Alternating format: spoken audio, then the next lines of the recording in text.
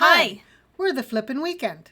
a mother-daughter duo upcycling furniture every Saturday and Sunday This weekend, we transformed this.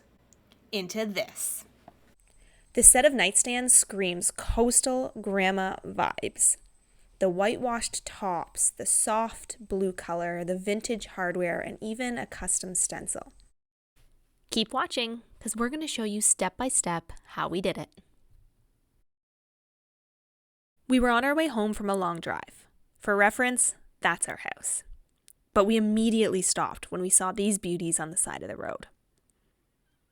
Nightstands are hard to come by, so we were extra excited to find these right up the street. When we got this set home, we realized there were quite a few issues. The tops were completely damaged. You can see water rings, scratches galore. The top drawer had a felt-like fabric. We don't mind the look of this, but we find that they get pretty dirty over the years. We also weren't big fans of the hardware. A bit outdated and needs a little love. There were a lot of things about this set that we loved. I mean, they were pretty affordable to start with. They also had a really nice curve to them, which was quite unique. We also like that they're lifted off the ground. Everyone has vents in the floor nowadays, so it's really great to have furniture that isn't sitting directly on the floor. And lastly, we always love the detail and frame on the sides of pieces because it's an opportunity to get creative. Now to the drawing board. Mom and I always love to sketch out our creative vision before we jump in. As you can see from our drawing, we originally intended on painting this set a creamy white. But we ended up changing our mind throughout the redesign, and that's okay. We pivoted to a light blue instead, but all the other elements in the vision stayed the same. Now let's get started. Mom and I raced to see who could disassemble and clean their nightstand the fastest. We removed the hardware and took out the drawers. We also numbered the drawers on the back because drawers can be a little bit finicky to put back in if they're not in the right order. We used soap and water to clean the rest of the piece. We just use normal dish soap with warm water and it tends to do the trick.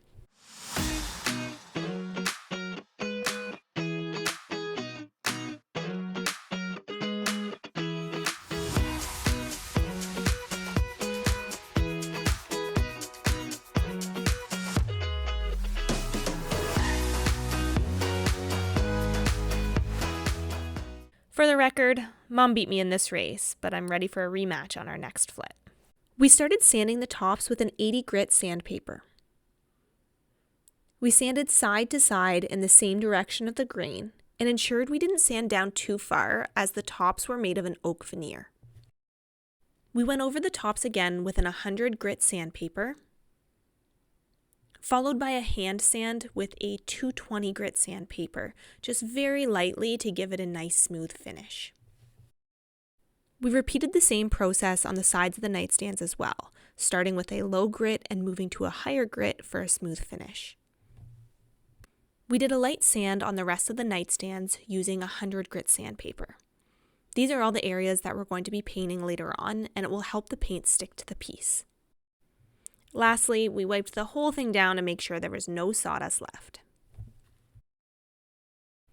After we finished sanding, we noticed something a little strange. The edges of the nightstands didn't have any veneer on them. You can see on the side here, there's no grain, nothing. Where on the top, it's a beautiful oak veneer. Later on, we'll show you how we fixed it to make the edges match the top. In the meantime, we stained and varathaned. We knew we wanted to keep the light, natural wood look on these pieces. So we tested a new product. It's a stain called Chalk by Salmon. This was actually our first time using it, and it did not disappoint. Although the product was a 2-in-1 stain plus varathane, we added another coat of varathane for extra protection. Now to prime and paint. At this point, we knew we were going to be painting these nightstands blue, so we chose a gray primer to help with coverage. We used a paintbrush to get into the nooks and crannies to start, followed by a roller for easy application. We had this periwinkle color that we loved, but we knew we wanted to tone it down a bit. So we decided to add a little bit of white to create a custom soft blue. Now, before mixing your paint, you need to remember a few things. 1, your paints have to be the same base. Are they oil-based or are they water-based? We only work with water-based paint, so this was a go for us. 2, are your colors the same sheen? Are they flat? Are they eggshell? Are they satin? Are they gloss? This will make a big difference when you're mixing them together. In our case, ours were both pearl finish, so this was a go. 3, it's more of a nice to have, but are they the same brand? This will make sure there are no issues in the consistency and color of your paint after you mix it. We usually only use Beauty Tone furniture and cabinet paint, so we knew this was a go for us. Once we were happy with the final coastal blue color that we made, we applied it to the nightstands, as well as the drawers. We bought new metal hardware, found the center of the drawers, and drilled a hole. As you can see, there were already 2 holes in each of the drawers from the original knobs. One of the reasons we chose this hardware is, yes, it looks amazing, but it was also big enough to cover both of those holes, so we didn't have to worry about filling them. Now, to fix those pesky edges. We went to our local Home Depot and found this awesome iron-on veneer. We chose oak and the color matched perfectly. We measured all 3 of our sides and cut the oak veneer to length. We put our iron on the cotton no steam setting, lined up our newly cut piece, and carefully ironed on the veneer.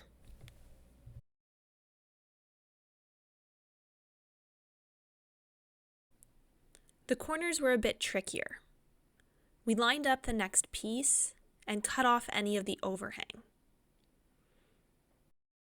Then we took our time fusing both of the ends together until they finally stuck.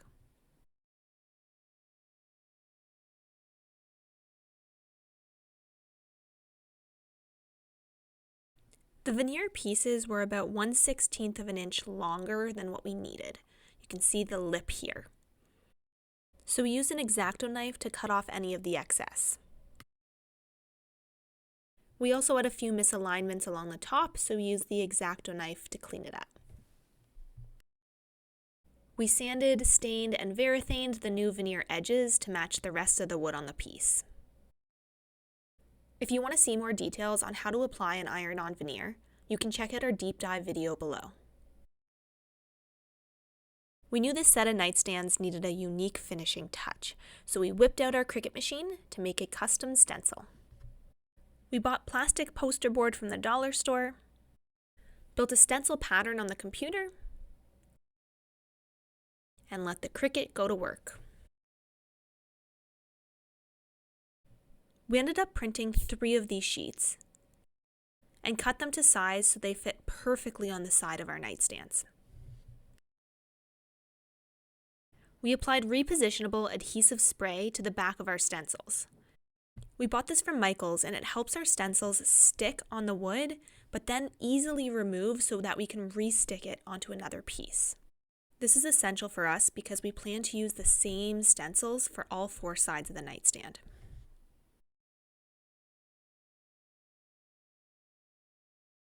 We pushed the stencil down to make sure there were no air bubbles and applied a coat of our custom blue paint.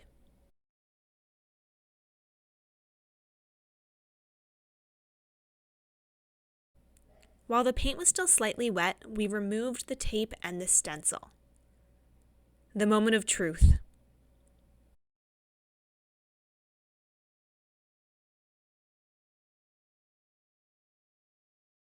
We were super happy because the stencils peeled off with minimal smudging.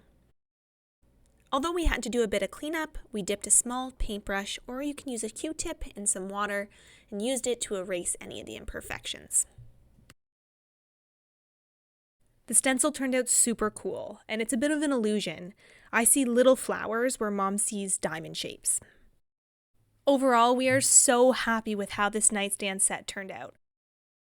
The beachy, coastal grandma vibes was exactly what we were envisioning. Let us know what you think of this set or ask us any questions in the comments section below. See you next weekend.